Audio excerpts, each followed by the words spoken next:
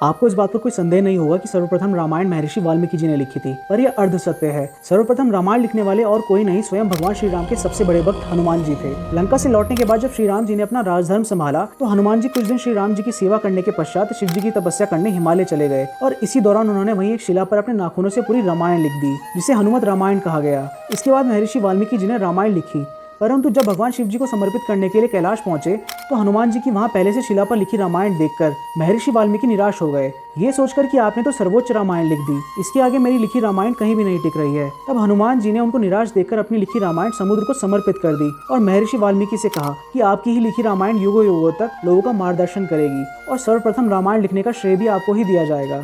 और हमारे सनातन धर्म से जुड़े ऐसे ही रोचक तथ्यों को जानने के लिए चैनल को सब्सक्राइब करें, क्योंकि यू डोंट नो दैट।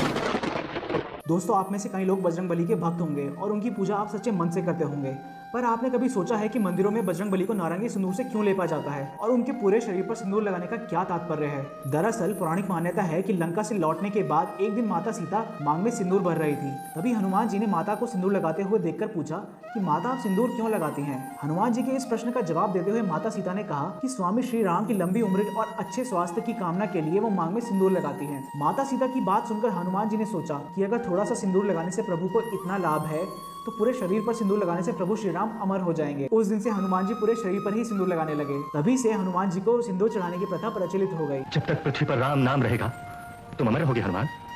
आज से जो कोई सिंदूर और तेल तुम्हें चढ़ाएगा उसकी पूजा मुझे स्वीकार होगी। तो मिलते हैं नई वीडियो के साथ। जय श्री राम।